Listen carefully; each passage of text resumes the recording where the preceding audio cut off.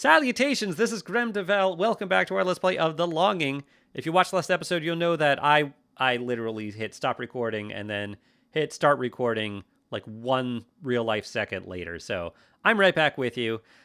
We are deep in our thoughts here. I'm going to Alt-Tab for a second. Yeah, you probably just saw a little flash of my banner there. Because I'm opening a Chrome tab. Get back in there. And I'm going to open up my channel. Oh, wait, we're still reading, but we're not. The book's just not open. I guess that's hopefully okay. I'm going to look back at that spoiler comment, which is probably making you all think like, oh, so you did like the spoiler. You did like it being spoilered, Grem. No, that's not how it works.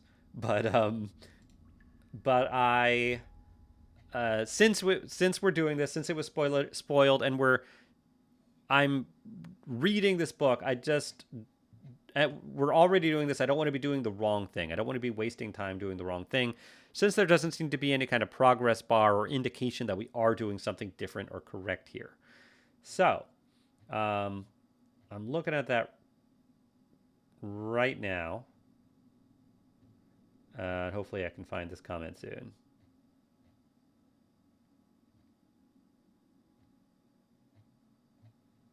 I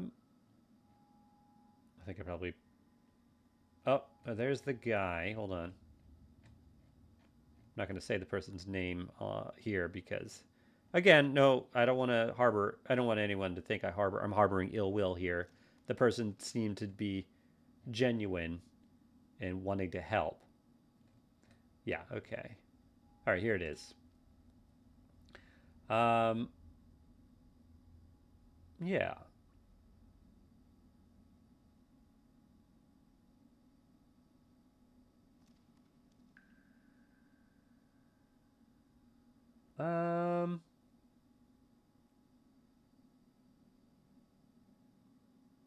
Huh.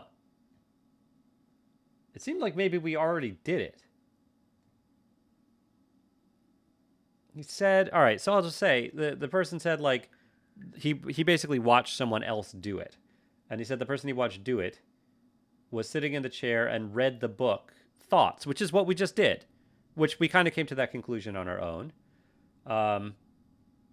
And read the page that mentions what the face told him about the darkness. We read that page. Yeah.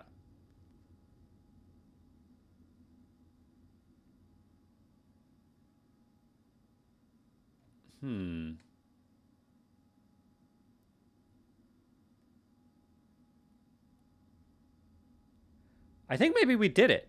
I think maybe that book was all we had to do. I think when we read the pages in the journal,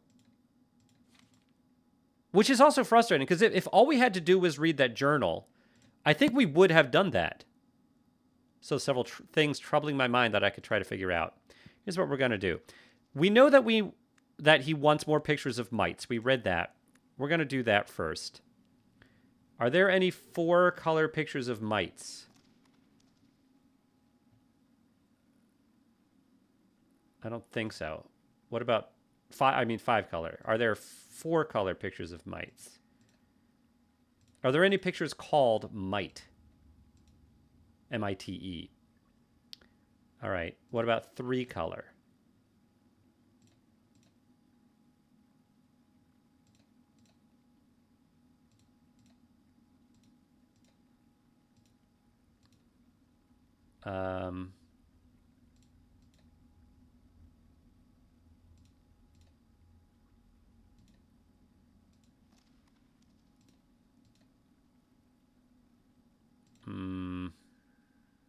That's a spider. Spider's not a mite. Oh. So single color ones. And, whoa. Just kind of froze for a second. Come on. There we go. Single color ones and dual color ones. Some of them look the same, but some of them are not. No, I guess they are all the same. You get some additional ones, I think. No, some switch out. Or do they? Oh, yeah. Sun, moon. They are different. Louse. A louse is like a mite, right? Basically. I guess the 3-color ones are not all the same. Birth. I bet there is some kind of puzzle that's picture related. Meh. Like, who's this dude? Re. Who's that dude? Below? Is that lava? Crying sun above. New sun.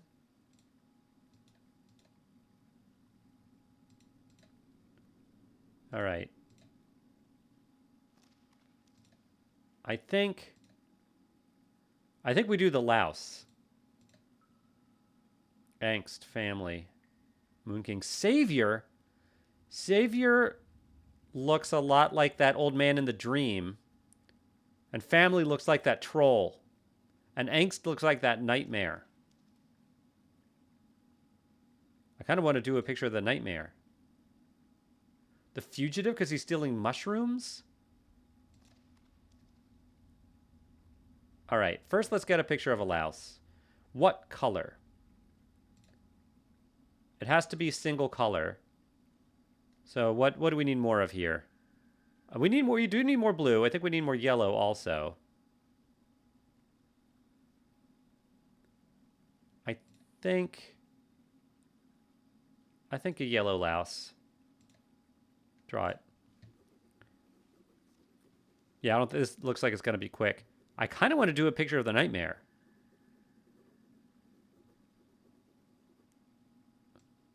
Actually, I also... Get out of there. I want to see... Stop it. I want to read that book again and see if he no longer wants a picture of a louse. Can we please... Yeah, there we go. Pick that up.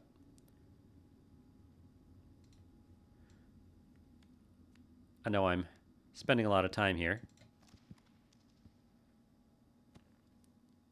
Let's read thoughts again.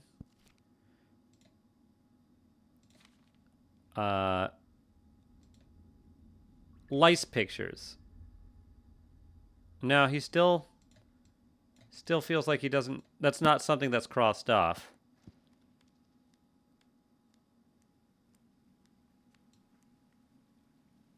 He said lice pictures, not mite pictures, lice pictures. Maybe he needs more lice. They are fast.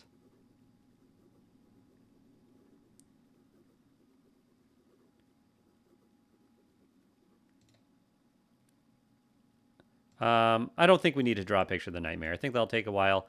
But I kind of feel like we want a lice picture of every color. Let's put this one here for now.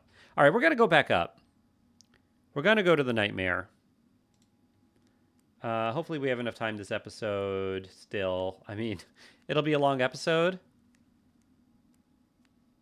But I think we're going to do it. At the very least, we might go up there and stop there. But I think that's what we had to do. I think if I had just... So here's what's frustrating.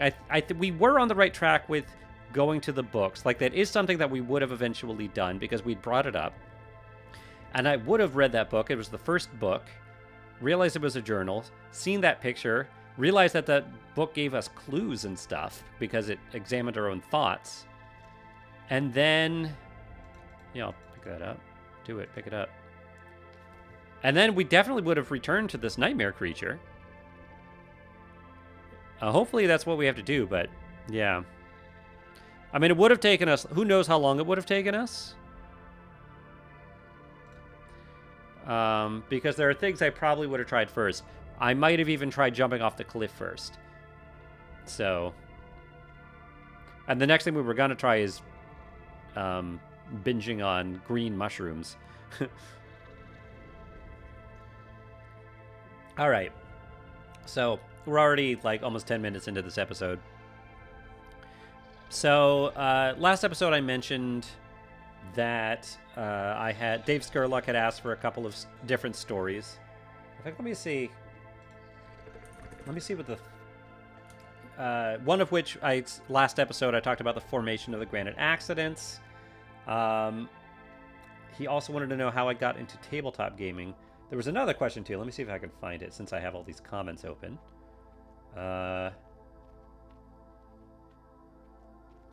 Let's see.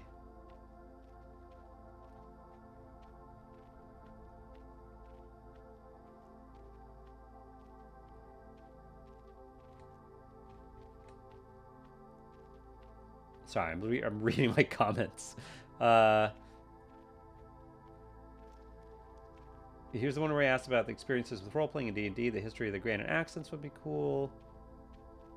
But I think in another comment he asked about something else.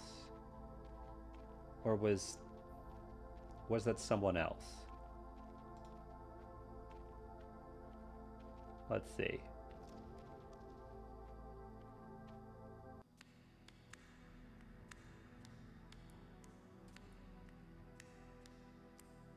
I don't know. Well, Dave, if there was something else, you might have to re-ask it. But I can talk about how I got into tabletop gaming. So I will. So here's the story. When I was in middle school, probably like, and when I say middle school, when I was in like 5th or 6th grade, yeah, 5th or 6th grade, my parents, my mom really, probably for my birthday or something like that, for some gift-giving event, she got me the Milton Bradley game Hero Quest, which was a board game. There was an actual board, and it was kind of like Dungeons and Dragons Light. I was probably 10 years old, and what was cool about Hero Quest, which I don't think they don't make this game anymore. It is out of print, but it was a really cool game. You can look it up. It had its day, even if it was somewhat short-lived.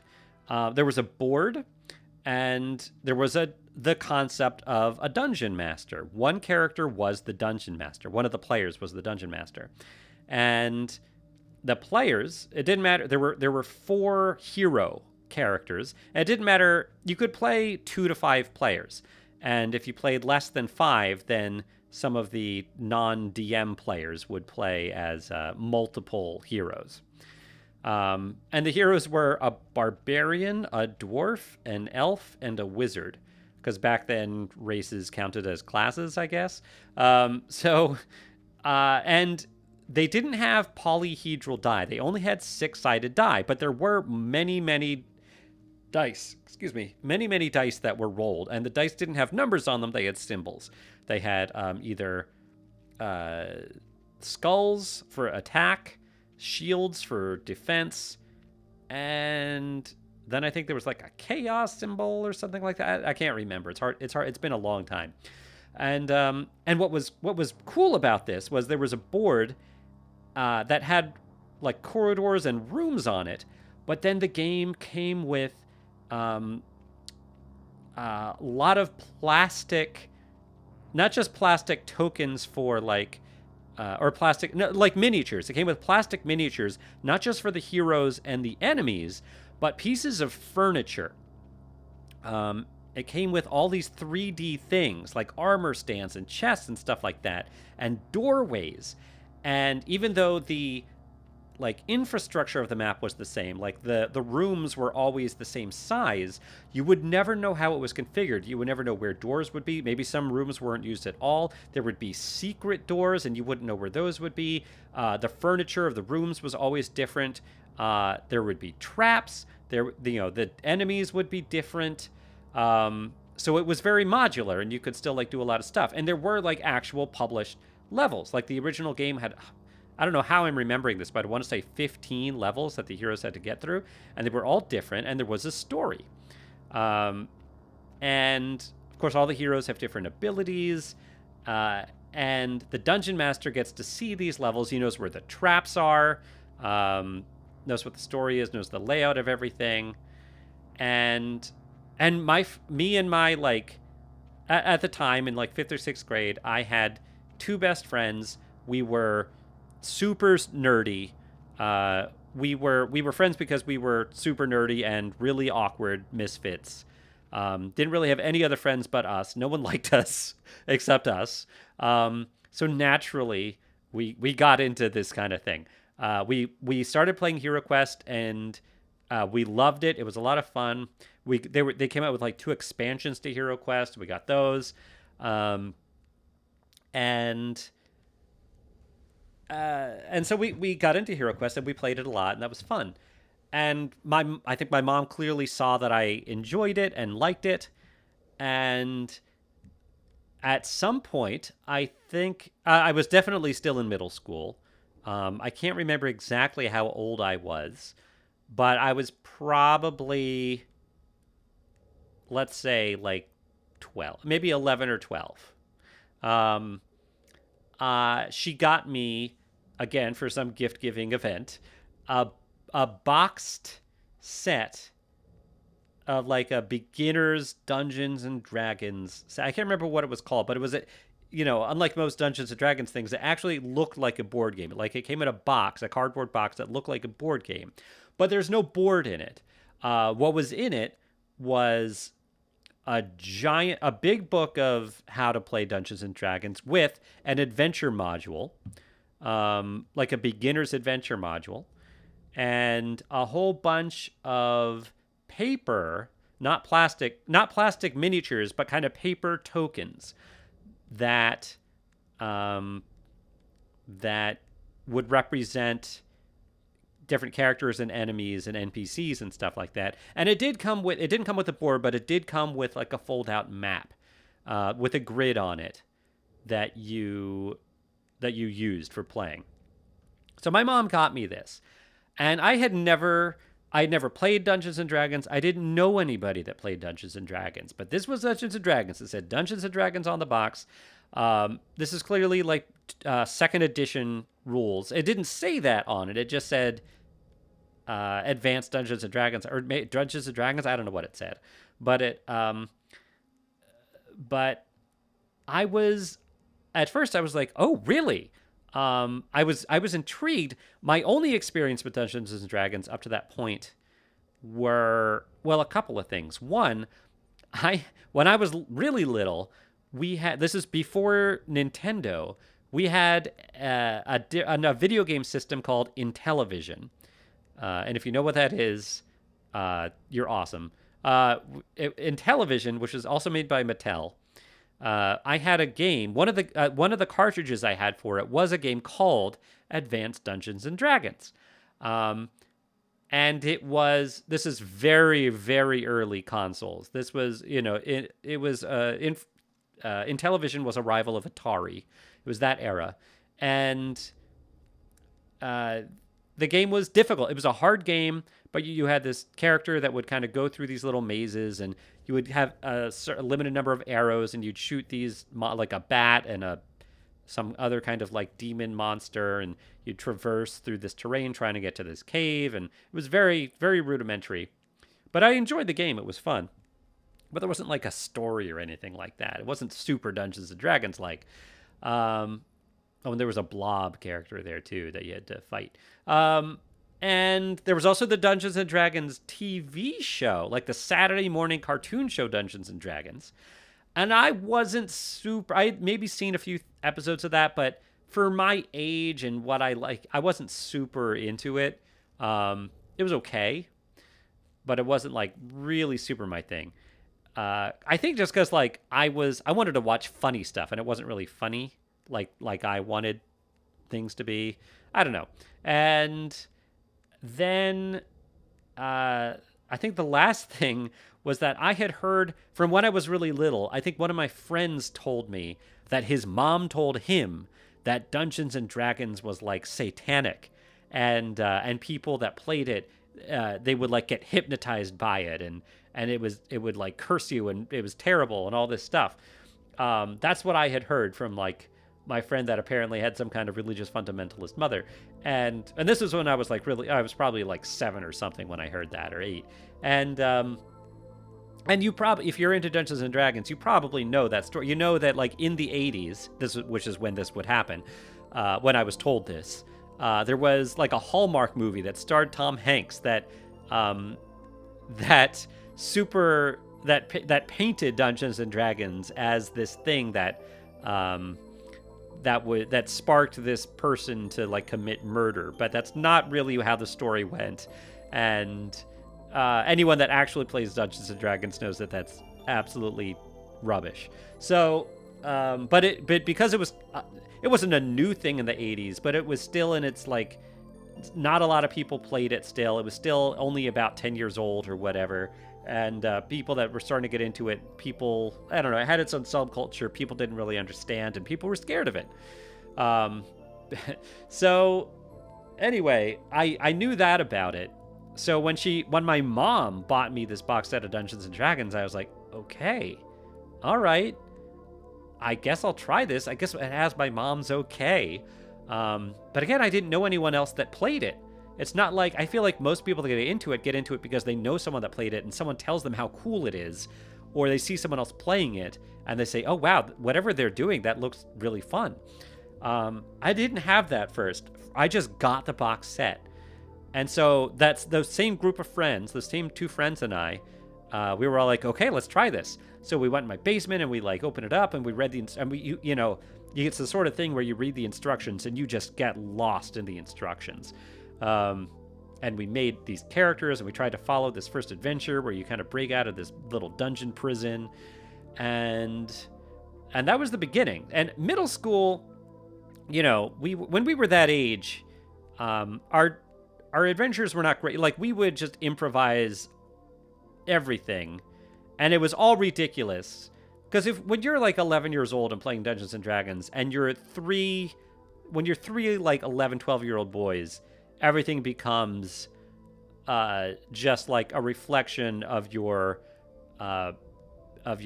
pubescent thought process and hormones, and it was pretty terrible. But it was also fun. It was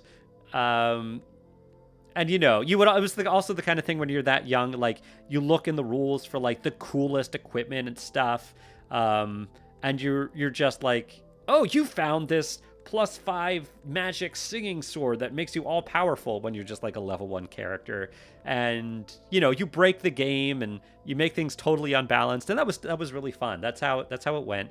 And I had a lot of really great experiences playing that with my friends back then, even though that's kind of what it was. I don't think we ever bought like a full adventure module and played it the way you're supposed to play it. And I had also like played video games that were Dungeons and Dragons-esque and inspired by that. But this was like my first real tabletop experience with that. But after that, after I went to high school, and these 2 friends went to another high school, we kind of stopped playing. One of those friends in that group kind of went his own way, kind of broke the group up, and the other friend wasn't as into Dungeons and Dragons as the other 2 of us were. And when I was in high school, I mean, I don't mean this. This isn't like me talking myself up here. This is a little weird. I'm just realized we're going in here without a mushroom, but hopefully that's okay. This might be a little weird to say, but like I was just cooler in high school. I'm not proud of this. I mean, I'm kind of proud of this because when I say I was a nerd in middle school, I mean I wasn't a cool nerd. I was a real nerd. Like nobody liked me. I would not have liked me. I was super annoying. I was really annoying. Had no self-awareness whatsoever.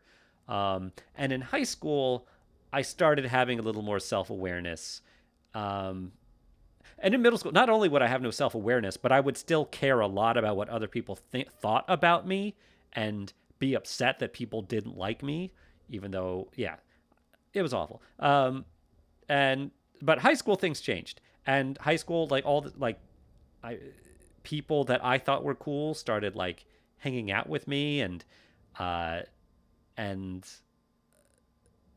little shade, are you okay? Go. And like just hanging out with me, and I just got a little more self-awareness, and I started hanging out with different kinds of people, and some of those people were definitely what you would call a nerd, I guess, but a little more like what we think of now as like a cool nerd, not a no self-awareness, has no friends kind of nerd like I was. And none of these friends were into Dungeons and Dragons or tabletop role playing or anything like that. It was in high school, because I didn't have any friends any longer that played it. I started playing some role playing stuff on internet relay chat. I realized I found out about internet relay chat from starting to play Ultima Online. When Ultima Online was in beta, like when it was announced, me and my friends signed up for the beta, and that's how we found out about internet relay chat, because we realized that there was like an internet relay chat.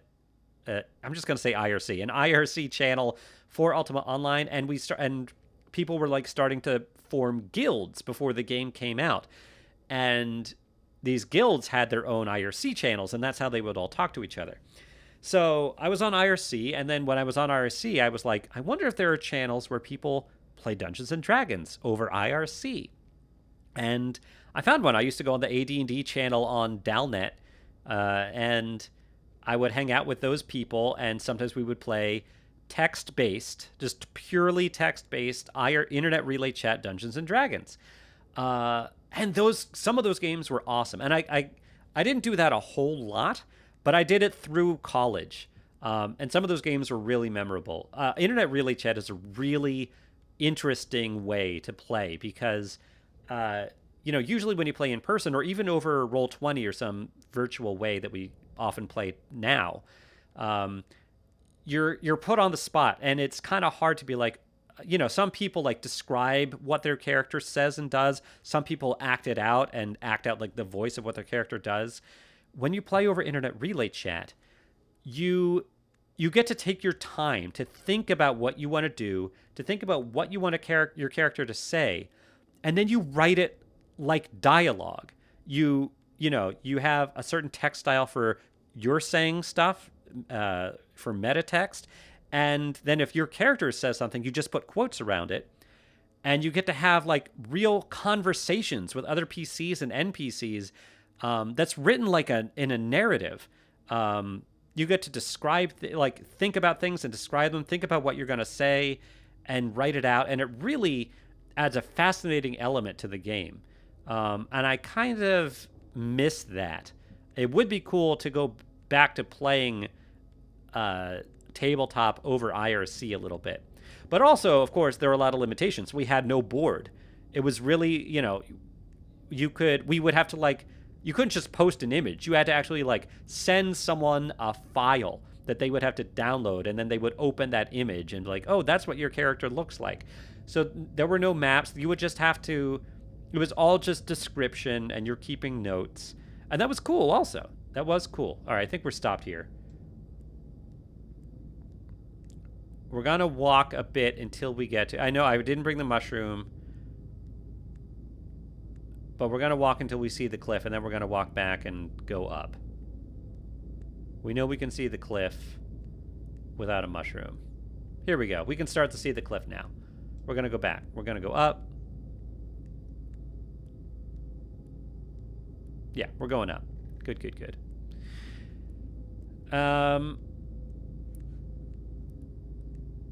And I think once we get up there, I think we might put in a cut, and I will just start a new episode right after this one. But let's see if I can wrap up the story. So it wasn't until, so I played a little bit over internet relay chat, but just every once in a while, it was still hard to get games going. And I didn't play at all in college. My friends in college were not into it. After college, joining the workforce, going back home, I never had any friends that were into it. Never. Any friends that were into it. And I mentioned a couple episodes ago that I got into programming when I was 31 years old. And when I started getting into programming and started meeting more programmers, I went to like something like a boot camp, and I met some people there that were programmers, coders. Finally, I meet people that are into Dungeons and Dragons in the tech world. And I'm like, that was another thing. It was like, oh, these are my people. So since then, I've started playing more Dungeons and Dragons with actual real life people. So only in the past like 7 years did I start getting back into it. But man, 6 or 7 years. And now I'm in multiple Pathfinder games, all over Roll20, but that's basically the story of how I got into it and how I lost it, how I, kind of stopped playing for a long time and then got back into it. So with that, we're going to put a cut in here, and next episode, we're going to fall asleep and see if things change. We're going to get close again. In fact, I'm going to get close right now. But yeah, and then we're going to, hopefully something different happens. So I enjoy playing with you today, and I will see you next time. Bye, everybody.